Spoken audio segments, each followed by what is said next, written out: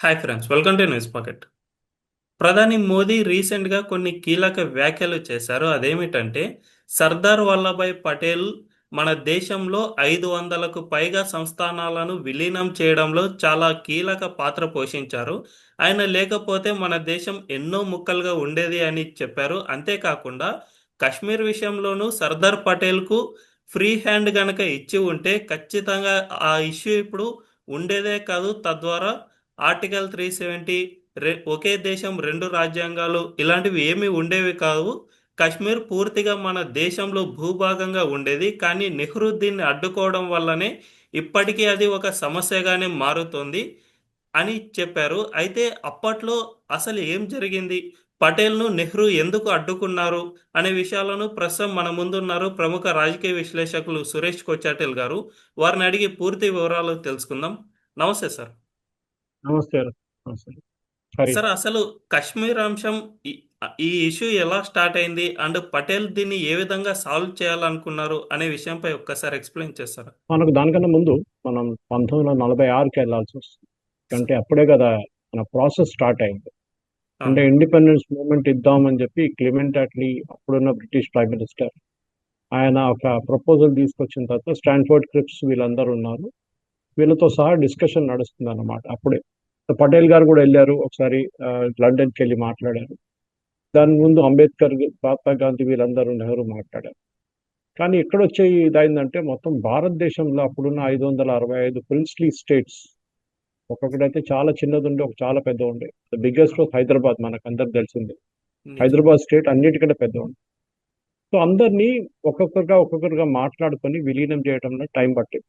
Actually చాలా జల్దీ చేస్తారు. ఎందుకంటే మీరు జర్మనీ లేకుంటే ఇటలీని కంపేర్ చేస్తే అక్కడ ప్రాబ్లం లేకుండా, ఎందుకంటే వాళ్ళు ఒకటే లాంగ్వేజ్, ఒకటే రిలీజియన్. ఇక్కడ అది కాదు కదా. మన దగ్గర ఎన్నో డైలెక్ట్స్ ఉంది, ఎన్నో భాషలు ఉన్నాయి, ఎన్నో సపరేట్ సబ్ క్యాస్ట్లు ఉన్నాయి. దాని తర్వాత రిలీజన్స్.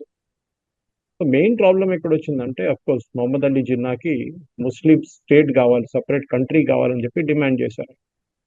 దాన్ని ఫస్ట్ అంబేద్కర్ గారు కానీ, ఈవెన్ పటేల్ గారు అంగీకరించారు. ఎందుకంటే ఎందుకు మీకు సపరేట్ నేషన్ అని. తర్వాత తెలిసింది వాళ్ళకి, ఆ, యాక్షన్ డేలో కల్కటాలో జరిగిన గొడవల తర్వాత, ఇంకా ఇది ఇట్లనే ఉంటే ఇంకా చాలా పెద్ద ప్రాబ్లం అయిపోతుంది. సో వీళ్ళకి సపరేట్ దేశం ఇచ్చేద్దాం, ఒకటి ఈస్ట్ పాకిస్తాన్ ఒకటి, వెస్ట్ పాకిస్తాన్ ఒకటి అని చెప్పి కంప్లీట్ గా డిలీట్ చేసి పడేశారు. ఒకవైపు అక్కడ, ఒకవైపు ఇక్కడ అని చెప్పేసి పెట్టేశారు. సో అది చూసుకుంటూ వస్తే హరి, ఏమైతుందంటే ఎందుకు ఇది జరిగింది, ఎందుకంటే ఈస్ట్ పాకిస్తాన్, వెస్ట్ పాకిస్తాన్ ఎందుకు ఇవ్వాల్సి వచ్చిందంటే, కోర్స్ దానికి ఓ ముస్లిం మెజారిటీ ఉన్న ఏరియా, అది ముస్లిం మెజారిటీ ఏరియాలో మనం డెఫినెట్ గా వాళ్ళకి వాళ్ళకి ఇవ్వాలని చెప్పి ఇచ్చారనమాట సపరేట్ గా. కానీ జరిగిందే ప్రాబ్లం ఎక్కడంటే, 4 సంస్థానాలతో. ఒకటి మనకు అందరు తెలిసింది ట్రావెన్కోర్, డౌన్ సౌత్ కేరళ దగ్గర ఉన్నాయి. రెండవది ఏమో మనకు తెలిసింది జునాగఢ్. మూడవది అవును. కశ్మీర్. నాలుగవది మనకు అందరు తెలిసిందే జమ్మూ అండ్ కాశ్మీర్, తర్వాత హైదరాబాద్. ఈ 4 సంస్థలు మనం సపరేట్ గా అనలైజ్ చేద్దాం. సార్. ఓకే. First okay. మనం అనలైజ్ చేయాల్సింది ట్రావెన్కోర్. ట్రావెన్కోర్ ప్రాబ్లం ఏంటంటే, అక్కడున్న దివాన్ సిపి రామస్వామి అయ్యర్, ఆయనేమో నేను భారత్తో విలీనమాను, నేను సపరేట్ స్టేట్ గా ఉండిపోతాను, కంట్రీగా ఉండిపోతాను అని చెప్పి ప్రపోజల్ పెట్టారు. దాన్ని పటేల్ గారు అంగీకరించారు. ఎందుకంటే ట్రావెన్కోర్ చాలా క్రూషియల్ ఉంది. కానీ అక్కడున్న రాజు ఆ టైంలో, మహారాణా, అక్కడ మహారాజా ఉన్న ఆయన ఏమన్నారంటే, నేనైతే రెడీ ఉన్నాను, నాకు 2-3 కండిషన్స్ ఉన్నాయి. ఒకటి మెయిన్ కండిషన్ ఏంటంటే, పద్మనాభ గుడిని మనం ప్రొటెక్ట్ చేయాలి, అది మా అండర్లో ఉండాలని చెప్తే అప్పుడు పటేల్ గారు ఓకే అని చెప్పారు. కానీ దాని తర్వాత వచ్చిన గవర్నమెంట్లన్నీ ఆ రూల్ని పక్కన పెట్టేశారు. So okay. మనం మెయిన్ గా దాని తర్వాత ట్రావెన్కోర్ సార్ట్అవుట్ అయిపోయింది. ఒకసారి ఆయన అగ్రి చేసిన తర్వాత రామస్వామి గారు అక్కడి నుంచి సీన్ నుంచి బయటకు వచ్చేసారు అండ్ విలీనం అయిపోయారు ఇండియాలో ట్రావెల్. రెండోది ఏమో జూనాగఢ్. జూనాగఢ్ రాజా ఏమో నేను పాకిస్తాన్ విలీనం అయిపోతాను చాలా క్లియర్ గా చెప్పారు. కానీ జూనాగఢ్ పాకిస్తాన్ నుంచి ఎంతో దూరం ఉంది. సో విలీనం కాలేరు మీరు, భారతదేశంతోనే ఉండాలని చెప్పి పటేల్ గారు ప్రెషర్ పెట్టారు. ఉమ్. పటేల్ గారికి చాలా మంచి ఒక అసిస్టెంట్ ఉండే, VP Menon, civil service officer. ఆయనే తిరగడం అంతా ఆయన ఎక్కువ చేశారు, ఎందుకంటే పటేల్ గారి హెల్త్ అంతా బాగాలేకుండా. సో ఒక్కొక్క సంస్థానం, ఒక్కొక్క రాజ్యంలో వెళ్ళి మాట్లాడి, అక్కడ రాజులతో మాట్లాడి వాళ్ళని కన్విన్స్ చేసి వాళ్ళ దగ్గర సంతకం తీసుకొని విలీనం చేసుకుంటూ వస్తున్నాం. ఆలోచించండి, 565. మీరు రోజుకి ఒక రాజ్యం కూడా తిరిగితే ఆ టైంలో అవును. మీకు 2 సంవత్సరాలు పడుతుంది. అవును. కానీ రోజుకి 2 తిరిగేసి దానికన్నా ఎక్కువ తిరిగి ఆయన అన్ని ఒకటి దాంతో ఒకటి సార్ట్అవుట్ చేసుకుంది. మూడవదేమో మనకందరూ తెలిసిందే హైదరాబాద్లో ఒక స్టాండ్ స్టిల్ అగ్రిమెంట్కి వచ్చేసారు government of India and Nizam's government. ఏంటంటే మేము ఇప్పటికి నెక్స్ట్ 1 yearకి మనం ఏం చేయకూడదు, మీరు ఏం కావాలంటే మీరు మీ దగ్గర ఉన్న ఫెసిలిటీస్ మీ దగ్గర పెట్టేసుకోండి, స్పెషలీ ఆర్మీ కానీ ఎక్స్టర్నల్ అఫేర్స్ కానీ కరెన్సీ నోట్స్ కానీ ఇట్లాంటిదన్నీ కొన్ని ఇష్యూస్ ఉండే అనమాట హైదరాబాద్ స్టేట్కి యూనియన్ గవర్నమెంట్. పటేల్ గారికి అసలు ఇష్టం లేకుండే అంతా, ఎందుకంటే స్టాండ్ స్టిల్ అగ్రిమెంట్ ఏంటి, ఈయన భారతదేశంలో విలీనం అయిపోవాలి కదా అని చెప్పి. ఆ ప్రాబ్లం ఎక్కడ వచ్చిందంటే హైదరాబాద్ స్టేట్ చాలా పెద్దది, మీకు తెలుసు, ఔరంగాబాద్ దాకా ఒకవైపు, ఎటువైపు మెడ్రాస్ దాకా, ఇటువైపు బీజాపూర్, మన బెల్లారి హోస్పేట్ దాకా ఉంది, ఇటువైపు ఏమో కృష్ణా దాకా ఉంది. అంత పెద్ద ఒక మన ఇప్పుడున్న బంగ్లాదేశ్ కన్నా పెద్ద ఒక టెరిటరీ భారతదేశం నడుమిట్లో ఉండే అనమాట ఆ టైం. సో ఆలోచించండి, వాళ్ళకి పాకిస్తాన్ లేకుంటే సపరేట్గా వెళ్ళిపోతే ఏం చేస్తారు, మనకు ప్రాబ్లం అయిపోతుంది, భారతదేశానికి north to south connection cut అయిపోతుంది మొత్తం. సో పటేల్ గారు అంగీకరించలేదు, సరే అని చెప్పి స్టాండ్ స్టిల్ అగ్రిమెంట్ సైన్ చేశారు. తర్వాత చూసుకుందాం అని, ముందు దానికన్నా పెద్ద ప్రాబ్లమ్ సార్ట్అవుట్ చేసుకుందాం అని చెప్పి జమ్మూ కాశ్మీర్ వైపు ఆయన నిఘా పెట్టారు.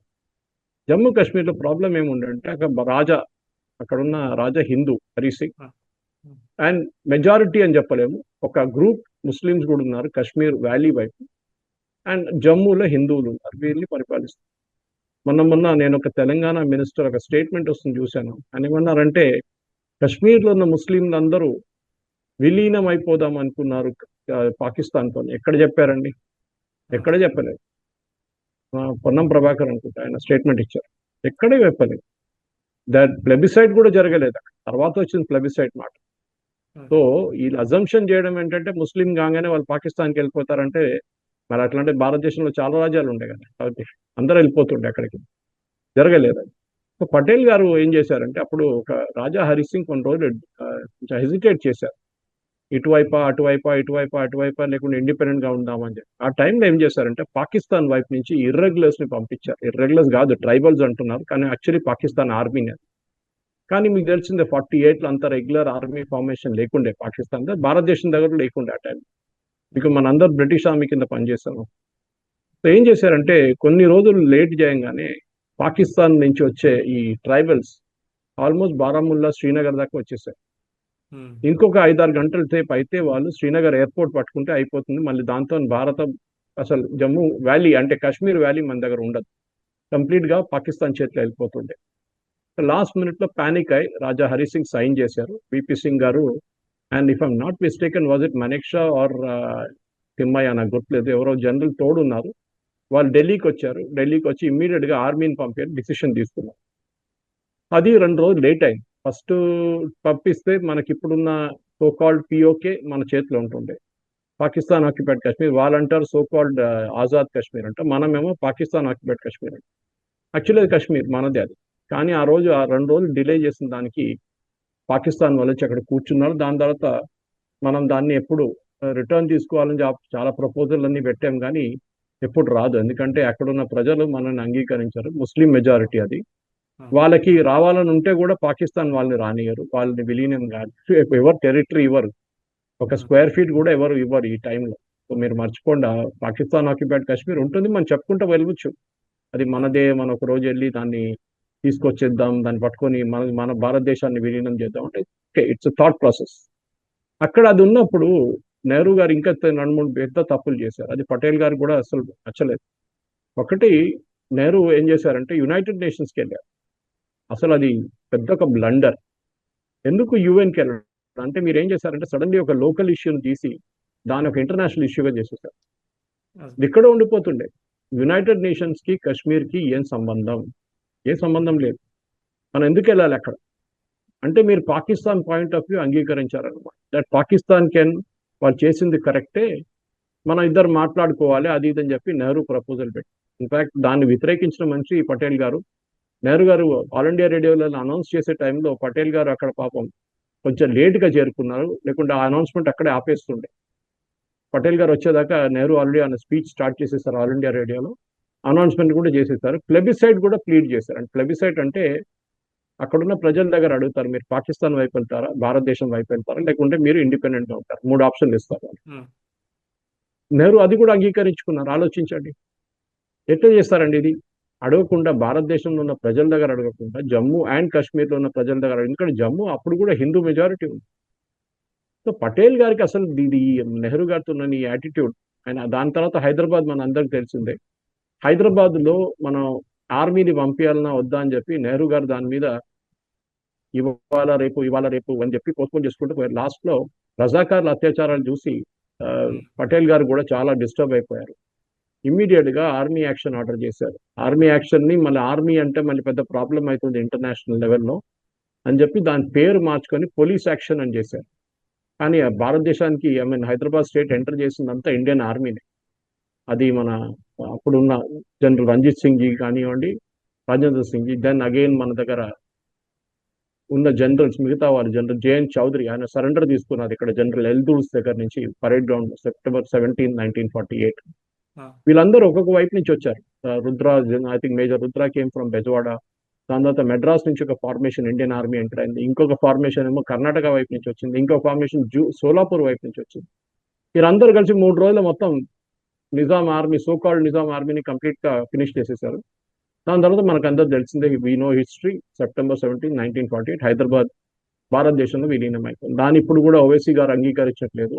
అది గొడవ నడిచింది, కొట్లాడ నడిచింది, అది నడిచింది, ఇది నడిచింది అని చెప్పి నడుస్తూనే ఉంటుంది. వాళ్ళు ఏమంటారు, ఓవైసీ వాళ్ళు సుందర్లాల్ కమిషన్ ఏదో కమిషన్ పెట్టారు. ఆ కమిషన్ లో ముస్లింస్ ఎక్కువ చనిపోయారు, హిందువులు కాదని చెప్పి.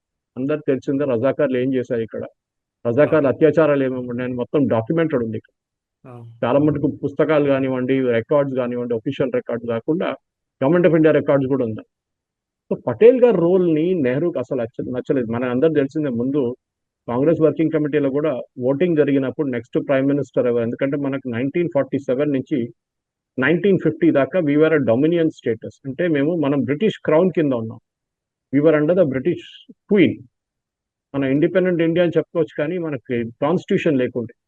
ఆ కాన్స్టిట్యూషన్ డ్రాఫ్ట్ చేసి దాన్ని మళ్ళీ అప్రూవ్ చేసి అడాప్ట్ చేసిన తర్వాత పార్లమెంట్ లో January 26, 1950లో అడాప్ట్ అయింది. దానికి మనం రిపబ్లిక్ డే అని పిలుస్తాము. దాని తర్వాత నెహ్రూ ఒఫీషియల్ గా ప్రైమ్ మినిస్టర్ అయ్యారు. అప్పుడు దాకా ఆయన ఒక కేర్ టేకర్ అని చెప్పొచ్చు. Chakravarti Rajagopalachari governor general, first governor general of India, Sardar Patel and Nehru ఈ దేశాన్ని నడిపించారు. చాలా ప్రాబ్లమ్స్ ఉండే, ఎందుకంటే నెహ్రూకి అసలు ఒక పాసిఫిస్ట్ యాటిట్యూడ్ ఉండే. ఆయనకేమో ఒక ట్రంప్ ఇప్పుడు ఎట్లా నోబెల్ ప్రైజ్ కావాలని తిరుగుతున్నా చూడండి, అదే యాటిట్యూడ్ అప్పుడు నెహ్రూ గారికి కూడా ఉండే. కానీ పటేల్ గారు ఒక టఫ్ మనిషి ఉండే. ఆలోచించండి, మళ్ళీ నేను అదే రిపీట్ చేస్తున్నాను, ఫస్ట్ చెప్పేది. ఆయనతోని కాకపోతే భారతదేశం ఇవాళ 565 కాకపోతే అట్లీస్ట్ ఒక 350 ముక్కలుగా ఉండిపోతుంది మన దేశం. ఆ విలీనం చేసిన మొత్తం దేశాన్ని, ఒక ఇంటిగ్రేట్ చేసిన దేశానికి క్రెడిట్ పటేల్ గారికి ఎప్పుడు ఇవ్వలేదు. వీళ్ళందరూ వాళ్ళకి భారతరత్న ఇప్పించుకున్నారు. నెహ్రూ ఉన్నప్పుడు ఆయన కోసం భారతరత్న రికమెండ్ చేసుకున్నారు, ఆయనకు ఇచ్చారు. ఇందిరాగాంధీ ఉన్నప్పుడు ఆమె కోసం భారతరత్న రికమెండ్ చేసుకుంది, ఆమె కూడా ఇచ్చారు. పటేల్ గారికి 1991, 1991 మనకి ఎప్పుడు వచ్చిందండి ఇండిపెండెన్స్, ఆలోచించండి. వి గాట్ ఇండిపెండెన్స్ ఇన్ 47, కానీ భారతరత్న పటేల్ గారికి ఇచ్చింది 1991. సో ఇక్కడ ఉన్న కొన్ని కాంగ్రెస్ నేతలు పటేల్ గారి గురించి మోదీ గారు తప్పు చెప్తున్నారు అది ఇది అని చెప్పేటప్పుడు ఈ ఒక ప్రశ్న అడగాలి. ఫస్ట్ 1950లోనే ఇచ్చేయాలంటే పటేల్ గారికి భారతరత్న ఎందుకు ఇవ్వాలి? This is the question we need to ask. సరే 50 కాకుండా 60s ఇవ్వాలి ఉండే కదా, అది కూడా ఇవ్వలేదు. అది పోనీయండి, సర్దార్ పటేల్ గారి స్టాచ్యూ మన అప్పుడున్న రాజ్పథ్, ఇప్పుడున్న కర్తవ్య పథ్ మీద పెడదామంటే అది కూడా అంగీకరించలేదు. అది తర్వాత మోదీ గారు వచ్చిన తర్వాత మనకు అందరు తెలిసింది, ఇప్పుడు కర్తవ్య పథ్ లో ఆ సెనట్ ఆఫ్ కింద పటేల్ గారి స్టాచ్యూ ఒకటి ఉంది. దానికన్నా నా పటేల్ గారి కూతురు మనీబేన్, ఎందుకంటే ఆమె చాలా దారుణ పరిస్థితులు ఉండే అనమాట, అసలు డబ్బులు లేవేం లేవు ఆమె దగ్గర. వాళ్ళని కూడా నెహ్రూ చూసుకోలేదు. ఇంకోటి ఇంపార్టెంట్, పటేల్ గారు చనిపోయిన రోజు నెహ్రూ వాళ్ళ క్యాబినెట్ మినిస్టర్స్ ని ఫ్యూనరల్కి వెళ్ళకూడదు అని చెప్పి ఒక తాకీదు ఇచ్చారు. అక్కడ వెళ్ళకూడదు మీరు అని చెప్పి ఆర్డర్ ఇచ్చారు. ఈవెన్ డాక్టర్ రాజేంద్ర ప్రసాద్ దగ్గర చెప్పారు మీరు వెళ్ళకూడదు, కానీ రాజేంద్ర ప్రసాద్ పక్కన పెట్టి పోరాపో అని చెప్పి వెళ్ళిపోయాడు. సోమనాథ్ టెంపుల్ రీకన్స్ట్రక్షన్ చేసి దాన్ని కాన్సిక్రేషన్ చేసినప్పుడు, ప్రాణ ప్రతిష్ఠ చేసినప్పుడు నెహ్రూ అప్పుడు కూడా ఇక్కడ నుంచి ఢిల్లీ నుంచి ఎవరు వెళ్ళకూడదు అని చెప్పి ఆర్డర్ ఇచ్చారు. ఎందుకంటే పటేల్ గారు కదా అది కట్టించి, దానికోసం ఆయన రిస్టోర్ చేశారు కదా సోమనాథ్ టెంపుల్. సో అంత కోపం ఉండే, ఎందుకంటే ఇదే కోపం మీకు పటేల్ గారు మీద ఉన్న కోపం లాగానే నెహ్రూకి అంబేద్కర్ గారు కూడా అస్సలు పడదు. అంబేద్కర్ మన తెలిసిందే కాంగ్రెస్ లో లేరు అనేప్పుడు, కానీ ఈ నెహ్రూ క్యాబినెట్లో ఉన్నారు. దాని తర్వాత రాజీనామా చేసి వెళ్ళిపోయారు బయట. 2 సార్లు పోటీ చేశారు. దీనికన్నా కూడా చాలా ఛానల్స్ చెప్పాను ఈ మాట. 2 సార్లు అంబేద్కర్ గారు పోటీ చేశారు లోక్సభ. 2 సార్లు ఓడించింది నెహ్రూ. కావాలని చెప్పి నెహ్రూకి అసలు పటేల్ అసలు కోపం ఉందంతా ఉంటే అది దానికన్నా ఎక్కువ కోపం అంబేద్కర్ గారి మీద ఉంది. అసలు ఆయన పార్లమెంట్లో రాకూడదు లోక్సభ నుంచి అని చెప్పి 2 సార్లు ఆయన ఓడించారు. సెకండ్ టైం అంబేద్కర్ గారి ఒక ప్రైవేట్ సెక్రటరీ ఒకరు ఉండే, ఆయన్ని తీసుకొచ్చి క్యాండిడేట్ గా పెట్టారు ఆపోజిట్. ఆలోచించారు. సో హిస్టరీలో చాలా మట్టుకు ఉన్నాయి రాజుగారు, చెప్పుకుంటా పోతే మన దగ్గర. హరి, ఈ సార్. ప్రాబ్లం ఎక్కడ మొదలవుతుందంటే ఇది స్పెసిఫిక్ గా ఒక ఈగో ఇష్యూ లాగా ఉంటుంది. నెహ్రూకి ఏంటంటే నేనే భారతదేశానికి స్వాతంత్రం తీసుకొచ్చాను, నేనే అన్ని చేశాను, నేనే డెవలప్మెంట్ చేశాను, నేనే 5 year ప్లాన్ తీసుకొచ్చాను. అది ఇప్పుడు కూడా కాంగ్రెస్ వాళ్ళు అదే పాట పాడతారు. మోదీ గారు ఎన్నోసార్లు దాన్ని డీబంక్ చేసినా కానీ మా నెహ్రూని క్రెడిట్ ఇవ్వాలి కదా. నెహ్రూ హెచ్ఏఎల్ తీసుకొచ్చిన, హెచ్ఏఎల్ ఎవరిదండి? హెచ్ఏఎల్ ప్రైవేట్ కంపెనీ ఉండే బిఫోర్ ఇండిపెండెన్స్. దాన్ని నేషనలైజ్ చేసిండు నెహ్రూ వచ్చి, పెద్ద పని ఏం చేయలేదు. సరే ఒక ఐఐటి కట్టిండు. ఐఐటి కట్టింది ఎవరు? సోవియట్స్ కట్టిండు, సోవియట్ యూనియన్. అప్పుడున్న సోవియట్ యూనియన్ వాళ్ళు కట్టారు, యుఎస్ఎస్ఆర్. దాని తర్వాత మనకు తెలిసిందే ఎయిమ్స్ తీసుకొచ్చారు. అసలు ఏం తీసుకురావడం ఏముందండి? మోదీ గారు వచ్చిన తర్వాత ఎన్ని ఎయిమ్స్ వచ్చినాయండి? డ్యాములు కట్టారంటే so your responsibility boss, your prime minister. మీరు చేయాల్సిన పని మీరు చేసి నేను క్రెడిట్ తీసుకుంటా అంటే ఎట్లా? మీరు 30 డ్యాములు కట్టారంటే నేను ఎస్ మీకు క్రెడిట్ ఇవ్వాలని చెప్తాను. లేకుంటే ఒక 20 ఐఐటీలు కట్టారంటే yes I will say you have to get credit. ఏదో అక్కడిక్కడ చేసి మన ఎకానమీని ఒక సోషలిస్ట్ మోడల్ తీసుకొచ్చి నెహ్రూ గారు మొత్తం ధ్వంసం చేశారు. సో అందరూ అదే అంటున్నారు. అప్పుడు కూడా ఆ రోజు పటేల్ గారికి వచ్చిన ఓట్లతో సహా ఆయన ప్రధానమంత్రి కావాలి, కానీ నెహ్రూకి వచ్చింది ఒకటే ఓటు, పటేల్ గారికి వచ్చిన 12 ఓట్లు. సార్ కానీ పటేల్ గారు మనకు తెలిసిందే ఆయన పక్కన జరిగిపోయారు. సార్ ఇంకొక విషయం సార్. ఆ ఆ రోజు పటేల్ గారిని కనుక నెహ్రూ అడ్డుకోకపోయి ఉంటే ఇప్పుడు కశ్మీర్ అంతా ఒకటే ఉండేది. అండ్ అక్కడ ఉగ్రవాదానికి అసలు స్థానం అనేది ఉండేది కాదు. ఈ ఆర్టికల్ 370 తీసుకురావడం కానీ దీనివల్లనే హిందూ పండిట్ల ఊచకోత ఇలాంటివి ఎన్నో జరిగాయి సార్. అండ్ కశ్మీర్ కోసం మనం ప్రతి సంవత్సరం లక్షల కోట్లు వెచ్చించాల్సిన పరిస్థితి ఏర్పడింది. సో నెహ్రూ చేసిన ఒక్క తప్పిదం వల్ల ఇంత జరిగింది అనేది ఎవరు చెప్పడం లేదు సార్. దీని గురించి ఒక్కసారి ఎక్స్ప్లెయిన్ చేయండి. Article 370 and article 35A ordinance ఉండే 35A, ఆ, ఈ రెండు తీసుకొచ్చింది నెహ్రూ అండ్ షేక్ అబ్దుల్లా కలిసి ఆడిన ఒక గేమ్ అన్నమాట. షేక్ అబ్దుల్లా అప్పుడు వచ్చి చాలా గొడవ చేసి ఆయన తర్వాత అరెస్ట్ చేశారు నెహ్రూ గారు. తర్వాత వీళ్ళిద్దరు నడిమిట్లో ఒక ఒప్పందం చేసుకున్నారు. ఏంటంటే మీరు కాశ్మీర్లోనే ఉండిపోండి, మీకు ఏం కావాలంటే నేను ఇస్తాను. ఉమ్, సో షేక్ అబ్దుల్లా ఏం అడిగారంటే నేను కాశ్మీర్ ప్రధానమంత్రి కావాలి. సో ఫస్ట్ నెహ్రూ అయితే ఓకే చెప్పేస్తారు. ఆయన ఎవరు ఏమని అడిగితే ఓకే అని చెప్పేస్తారు ఇమీడియట్. ఓట్లు వస్తే ఆయన గాలను ఇప్పుడున్న కాంగ్రెస్ పార్టీలో ఉమ్, ముస్లిం ఓట్లు కావాలి ఆయన. కానీ మిగతా క్యాబినెట్లో ఎవరు అంగీకరించలేదు.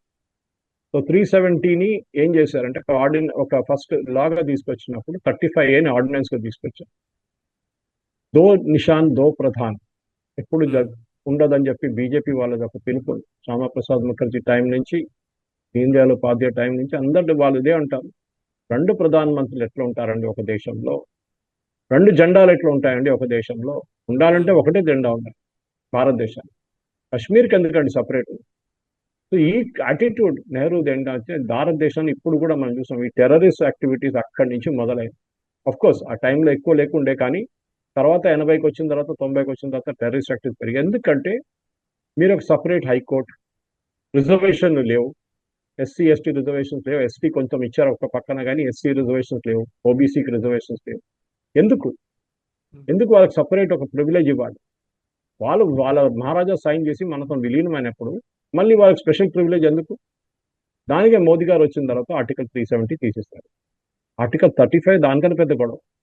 35A ఒక ఆర్డినెన్స్ ఉండే, 6 నెలల్లో ఏ ఆర్డినెన్స్ అయినా ల్యాప్స్ అయిపోతుంది. ఉమ్, కానీ దాంట్లో ఉన్న చట్టాలని యూజ్ చేసుకొని నెహ్రూ గారు, దాని తర్వాత ఇందిరాగాంధీ, దాని తర్వాత రాజీవ్ గాంధీ, వీరందరూ, నరసింహరావు, మన్మోహన్ సింగ్ అందరూ ఆ 35A నడిపించారు. Whereas it's a lapsed law. Okay. Lapse అయిపోయింది, అది 6 నెలల తర్వాత ఉంటుంది. ఇన్ఫాక్ట్ డాక్టర్ రాజేంద్ర ప్రసాద్ గారు అడిగారంట నెహ్రూ దగ్గర, ఈ 35A ఆర్డినెన్స్ కదా మీరు ఎప్పుడు పార్లమెంట్ లో ప్రెజెంట్ చేస్తా అంటే ఎప్పుడు చేసేస్తాం, అయిపోతుంది, నెక్స్ట్ 6 నెలల లోపల చేసేస్తాం అని చెప్పారంట.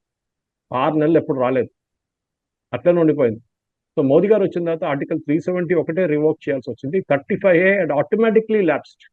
ఉమ్, ఇప్పుడు అడగొచ్చు, దాని మీద చేసిన పనులు, దాని మీద తీసుకొచ్చిన చట్టాలు, దాని మీద ఉపయోగించిన మిస్యూజ్ చేసిన అంతా విత్డ్రా చేయాలంటే కరెక్ట్ చేయాల్సిందే. చట్టాలు చాలా ఉన్నాయి. దాంట్లో ఒక చట్టం ఏంటంటే మాకు జమ్మూ కాశ్మీర్లో ఒక అమ్మాయి ఇండియా దేశం నుంచి అంటే ఇండియన్ యూనియన్ నుంచి ఎవరైనా పెళ్లి చేసుకుంటే ఆమెకు ప్రాపర్టీ ఉండదు. ఆలోచించండి, ఆమె ప్రాపర్టీ అంతా పోతుంది. That is basically to discourage వీళ్ళ ప్రాపర్టీ వీళ్ళ దగ్గర ఉంచుకోవాలి జమ్మూ కాశ్మీర్లో, బయట వాళ్ళు రాకూడదు అక్కడికి అని చెప్పి. దానికోసం మీరు ఇప్పుడు కూడా చూస్తున్నారు, అక్కడ 370 తీసేసిన తర్వాత ఎవరికైనా ల్యాండ్ కొనొచ్చు. అట్లా ఇట్లా భారతదేశం నుంచి మిగతా వాళ్ళు వచ్చి ఇండియా వాళ్ళు వచ్చి ఇక్కడ కొనుక్కుంటారు. మీ India was it's part of India. మీకు ప్రాబ్లం ఏంటి? కాంగ్రెస్ వాళ్ళు ఇప్పుడు కూడా అంగీకరించరాదు. Yes, it's a part of India. మనం ఎవరు కావాలంటే అక్కడ వెళ్ళి ఇండస్ట్రీ పెట్టుకోవాలన్నా ల్యాండ్ కొనాలన్నా ఏమని చేయొచ్చు. దానికి ఎవరు ఆపుతారండి ఇది? మీరు రేపు వచ్చి చెప్తారా మన తెలంగాణలో బయట వాళ్ళు వచ్చి ల్యాండ్ కొనకూడదు? జరగకూడదు. అది it's a part of Indian union. So Patel గారిని కావాలని చెప్పి నెహ్రూ పక్కన పెట్టిన తర్వాత కూడా పటేల్ గారు ఆయన చేసిన రోల్ని ఇప్పుడు దాకా మోదీ గారు వచ్చిన తర్వాత ఇప్పుడు వీరేమంటారు, మోదీ గారు హైజాక్ చేసి తీసుకెళ్ళిపోయారు. ఒక గుజరాతీ ఇంకో గుజరాతీని హైజాక్ చేసుకున్నారు. ఆయన మొత్తం ఆయనకు రోలే లేదు కాంగ్రెస్లో అని చెప్పి మోదీ గారు చెప్తున్నారు. కరెక్టే కదా, మీరు అంగీకరించలేదు. పటేల్ అనే ఎంటిటీకి మీరు 91లో మీరు భారత రత్న ఇచ్చారు భారతదేశం. ఎందుకండి ఎంత లేట్? ఇది నేను మళ్ళీ అడుగుతున్నా, అదే ప్రశ్న అడుగుతున్నా. ఆయనకు రావాల్సిన అంగీకారం ఇవ్వలేదు. ఆయన హెల్త్ స్పాయిల్ అయింది, నెహ్రూ టెన్షన్తోనే ఆయనకు అయింది, ఆ ప్రాబ్లం అయింది. ఆయన వాళ్ళ సతీమణి క్యాన్సర్తో చనిపోయినప్పుడు మీకు తెలిసి ఒక ఫేమస్ కేసు ఉండే కోర్టులో. ఆయన కేసు ఆర్గ్యూ చేస్తున్నారు. ఆ టైంలో ఆయనకు ఎవరో మెసేజ్ తెచ్చి ఇచ్చారు ఒకటి పేపర్లో. ఆయన ఇట్లా మెసేజ్ చూసుకుని పాకెట్లో పెట్టుకున్నారు. కేసు ఆర్గ్యూ చేసిన తర్వాత గంట తర్వాత కేసు గెలిచారు. దాని తర్వాత జడ్జికి చెప్పారంటే నేను కొంచెం వెళ్తాను, మీరు ఆర్డర్ రాసేదాకా, మా వైఫ్ చనిపోయిందని చెప్పారు. అప్పుడు అందరూ సర్ప్రైజ్ అయిపోయారు. ఆ కమిట్మెంట్ ఉంది పటేల్ గారు. దానికోసం కాదు అయన్ మ్యాన్ అంటాము, కమిట్మెంట్ ఉండే ఆయనకి. ఇప్పుడు కూడా హరి, మీరు కెవాడియా వెళ్ళండి ఒకసారి, గుజరాత్. పటేల్ గారి స్టాచ్యూ ఉంది కదా నర్మదా పక్కన, డ్యామ్ పక్కన, సర్దార్ సరోవర్ డ్యామ్ పక్కన. అక్కడ ఆయన మొత్తం జీవిత చరిత్ర ఉంది అక్కడ. ఒక పెద్ద ఎగ్జిబిషన్ దాకా మీకు ఒక 2-3 అవర్స్ మినిమం పడుతుంది చూడడానికి. ఎంత డీటెయిల్డ్గా ఇచ్చారంటే మన పుస్తకాల్లో ఏం లేవు. మన పుస్తకాల్లో నెహ్రూ గాంధీ, నెహ్రూ గాంధీ, నెహ్రూ గాంధీ అంతే, ఇంకా ఎవ్వరు లేరు. భారతదేశానికి ఇండిపెండెన్స్ వీరిద్దరే తీసుకొచ్చారు. అంబేద్కర్ గారిని పక్కన పెట్టేశారు, ఇక్కడ పటేల్ గారిని పక్కన పెట్టేశారు, కృప్లాని గారిని పక్కన పెట్టేశారు, అందరినీ. ఏమని అంటే ఆర్ఎస్ఎస్ వాళ్ళు లేరు కదా, ఆర్ఎస్ఎస్ వాళ్ళు ఎందుకు మాట్లాడు? అరే ఆర్ఎస్ఎస్ కల్చరల్ ఆర్గనైజేషన్ ఆ టైంలో. వాళ్ళు చేసింది అరుణ్ ఆసఫ్ అలీని ప్రొటెక్ట్ చేసింది ఎవరైనా అడగమని చెప్పండి కాంగ్రెస్ వాళ్ళ దగ్గర. అట్లాంటి చాలా మందిని ఆర్ఎస్ఎస్ వాళ్ళకి కలిసి ప్రొటెక్షన్ ఇచ్చారు. ఆ టైంలో వాళ్ళకు కూడా లిమిటేషన్స్ ఉండే, అంత పెద్ద ఆర్గనైజేషన్ లేకుండే. కాంగ్రెస్ లాగా ఇంత పెద్ద ఒక పెద్ద కాంపోజిట్ పొలిటికల్ పార్టీ లేకుండేవాళ్ళు. వాళ్ళు చేయాల్సింది వాళ్ళు చేశారు. అది అది డిబేటబుల్ పాయింట్. కానీ మీరు ఈ పటేల్ గారు చేసింది మీరంతా ఎందుకు డిలీట్ చేసేసి హిస్టరీ నుంచి పక్కన ఎందుకు పెట్టారు? మన హిస్టరీ టెక్స్ట్ బుక్ లో పటేల్ గారి గురించి డీటెయిల్గా ఎందుకు లేరు? మహాత్మా గాంధీ కానీ నెహ్రూ గురించి ఇంత పెద్ద పెద్ద మాట్లాడినప్పుడు పటేల్ గారి గురించి అసలు ఎందుకు ఒక ఏం చెప్తారు, ఒక చాప్టర్ కూడా పెట్టట్లేదు మీరు? ఇది ప్రాబ్లం అన్నమాట. ఎందుకంటే ఒకటే ఫ్యామిలీ, ఒకటే డైనాసిటీ భారతదేశానికి ఇండిపెండెన్స్ తీసుకొచ్చారు, ఇది చూపించడానికి. Thank you so much sir. ఈ విషయం గురించి పూర్తి అవగాహన కల్పించినందుకు ధన్యవాదాలు సార్. ధన్యవాదాలు. Thank you.